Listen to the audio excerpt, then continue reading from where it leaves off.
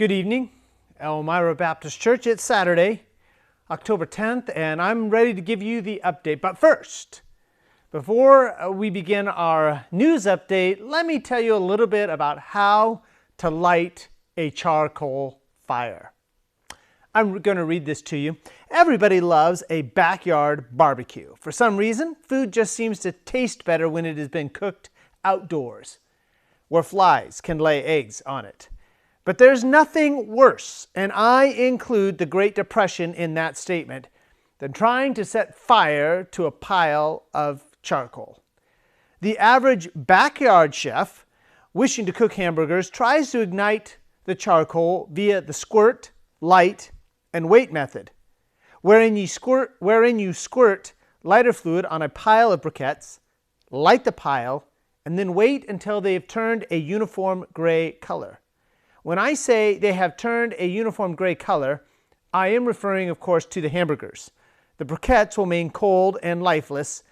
The backyard chef will keep this up, squirting, lighting, waiting, squirting, lighting, waiting, squirting, lighting, waiting, until the bacterial level on the side dishes has reached the point where the potato salad rises up from its bowl, blob-like, and attempts to attack the cat. This is the signal that it's time to order Chinese food. The problem is that modern charcoal, manufactured under strict consumer safety guidelines, is one of the least flammable substances on Earth. On more than one occasion, quick-thinking individuals have extinguished a raging house fire by throwing charcoal on it. Your backyard chef would be just as successful trying to light a pile of rocks. Is there a solution? Yes. There happens to be a technique that is guaranteed to get your charcoal burning very, very quickly. Very, very quickly. Although you should not attempt this technique unless you meet one of the following criteria. Number one, you are a complete idiot. I found out about this unusual technique from alert reader George Rasco, who sent me a letter describing something he came across. One of these guys named, really, George Goebel, a computer person in the Purdue University Engineering Department. Each year, Goebel and a bunch of other engineers hold a picnic in West Lafayette, Indiana, at which they cook hamburgers on a big grill. Being engineers, they begin looking for practical ways to speed up the charcoal lighting process. Quote, "We started by blowing the charcoal with a hairdryer," end quote. Goebel told me in a telephone interview, quote, "Then we figured out that it would light faster if we used a vacuum cleaner," end quote. Now, if you know something about number one, engineers, and number two, guys in general, you can guess what happened next. The purpose of the charcoal lighting shifted from cooking hamburgers to seeing just how fast they could light the charcoal. From the vacuum cleaner, they escalated to using a propane torch, then to an acetylene torch.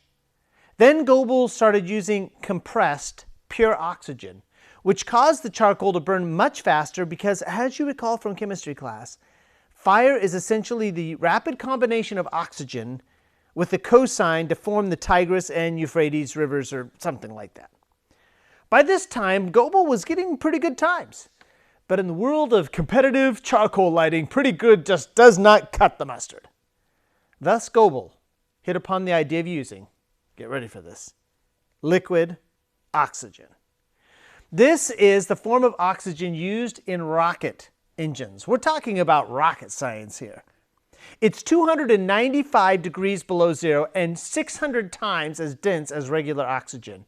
In terms of releasing energy, pouring liquid oxygen on charcoal is the equivalent of throwing a live squirrel into a room containing 50 million Labrador retrievers. On the World Wide Web page, you can see actual photos and a video of Goebel, and I've seen this video. I have, Scott Dean. A video of Goebel using a bucket attached to a 10-foot-long wooden handle to dump 3 gallons of liquid oxygen, not sold in stores, onto a grill containing 60 pounds of charcoal and a lit cigarette for ignition. What follows next is the most impressive charcoal lighting I have ever seen, including a large fireball that, according to Goebel, reached 10,000 degrees Fahrenheit. The charcoal was ready for cooking in, this has to be a world record, 3 seconds. There's also a photo of what happened when Goebel used the same technique on a flimsy little $2.88 discount store grill. All that's left is a circle of charcoal with a few shreds of metal in it. Goebel said, quote, "Basically the grill vaporized. We were thinking of returning it to the store for a refund." End quote. Looking at Goebel's videos and photos, I became, as an American, all choked up with gratitude at the fact that I do not live anywhere near the engineer's picnic site. But also I was proud of my country for producing guys who can be ready to barbecue in less time than it takes for guys in less advanced nations, such as California, to even turn on the oven. Will the 3-second barrier ever be broken? Will engineers come up with an even more powerful charcoal lighting technology? It's something for all of us to ponder as we sit outside, chewing our hamburgers, every now and then glancing in the direction of West Lafayette, Indiana, looking for a mushroom cloud. And I'm happy to let you know that tomorrow we'll have a preacher with us from Indiana. His name is Steve Dameron, and he'll be preaching to us at the 10 o'clock morning service. Now, I keep reminding you that our goals are to continue to meet. Number 2, to meet in the safest way possible. Number 3, to include the maximum number of people possible. And then 4, to continue to live stream every service on Facebook and sermon audio. So tomorrow, to accomplish those goals, we will meet outside. Again, 10 o'clock tomorrow morning, we will meet outside. The air quality is decent. The forecast is very pleasant for tomorrow. You may want to wear a sweater or a jacket. It may be a little windy, but I know several people who are looking forward to meeting with us tomorrow outside who've not been able to join us recently. And I know we've been struggling with the live stream when we're outside. I know that, but I think I have a solution. We're going to try another technology tomorrow, another form that hopefully will get that live stream to the church's Facebook website and also on sermon audio. And again, Pastor Dameron from Fairhaven Baptist Church in Indiana will be preaching to us tomorrow. And in the evening, I'll be preaching inside 5 o'clock on the purpose of preaching. I don't want you to miss it. Now, before I give you some updates on some other upcoming events, let me tell you some things. First of all, we have some hymn books. Now, you say, yeah, I know the church has hymn books. No. This is a church's hymn book right here. The church's hymn book has the church's sticker right here in it. I have some new hymn books from the same company, but they don't have the church's sticker in it because these don't belong to the church. And I want to make it possible for some of you families to get one of these. If you are tired of finding these songs on your email and getting them printed out every week, and you'd like to follow along with the singing at home, these books are intended for you.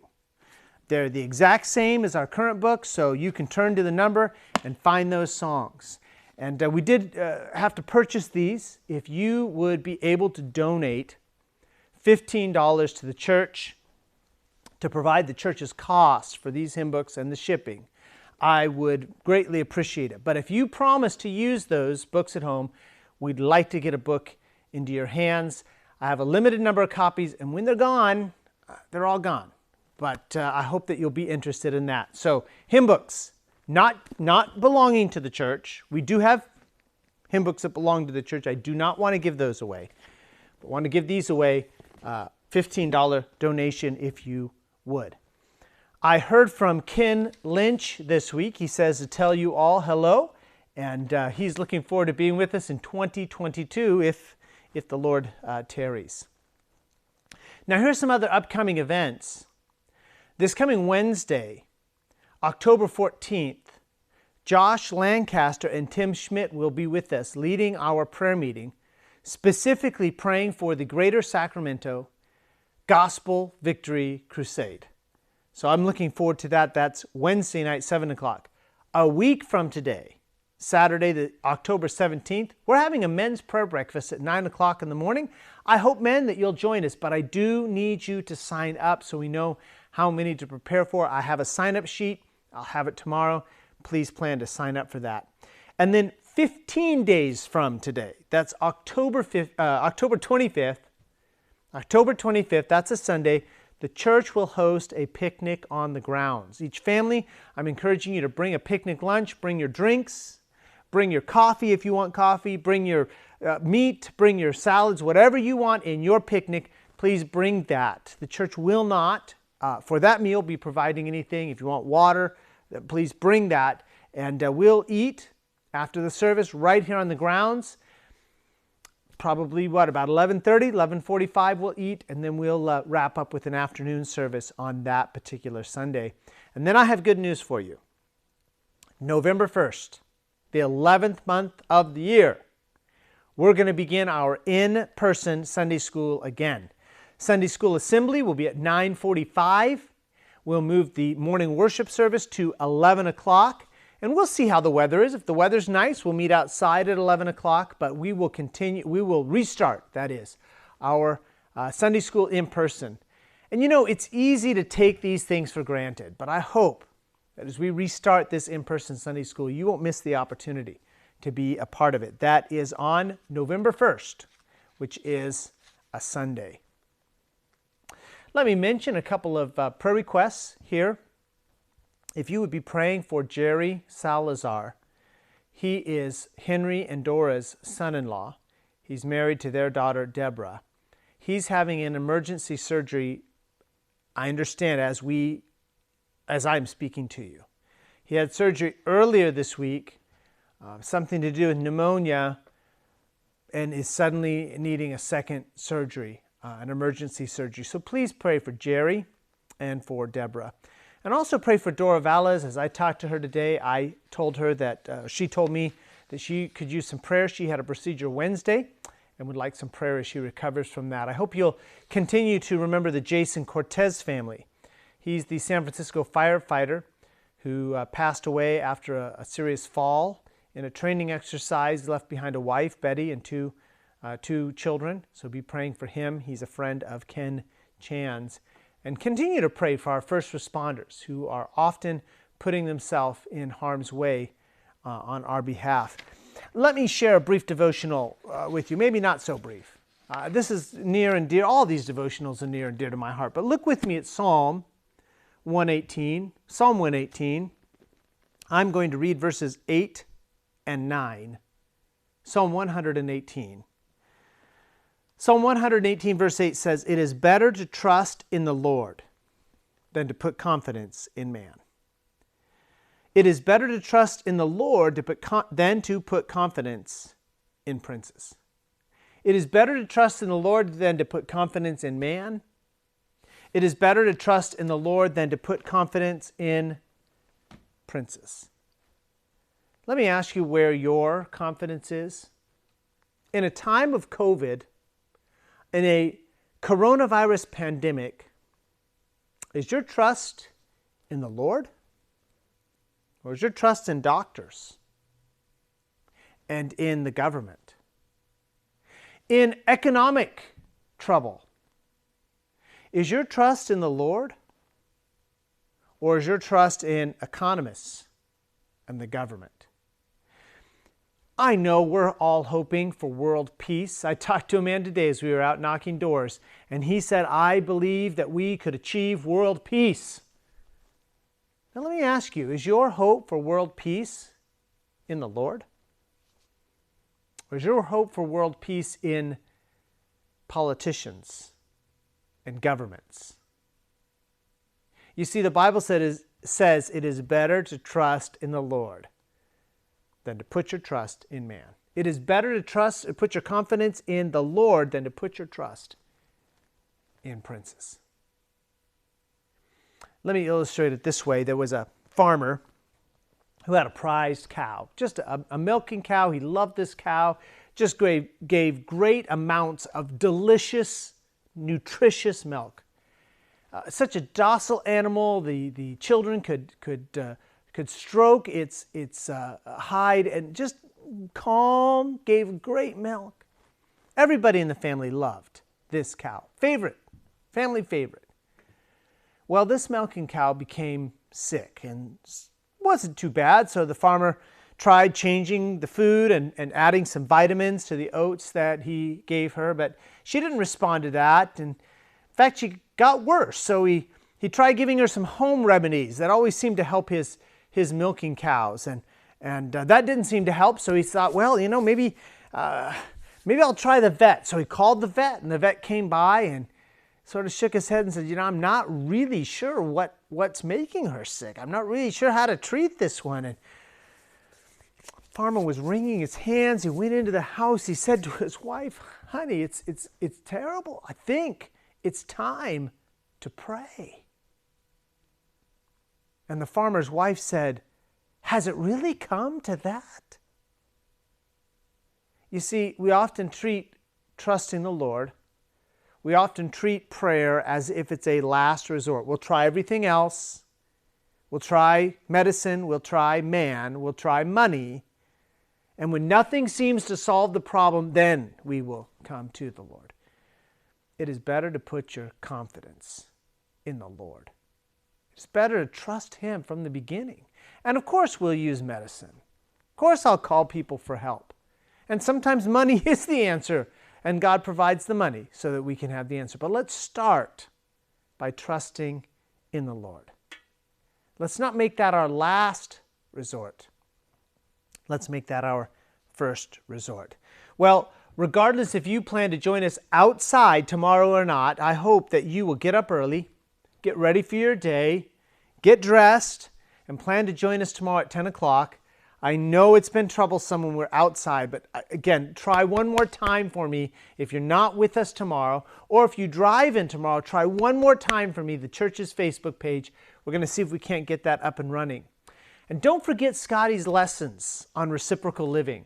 Again, I'm not going to tell you what the theme was,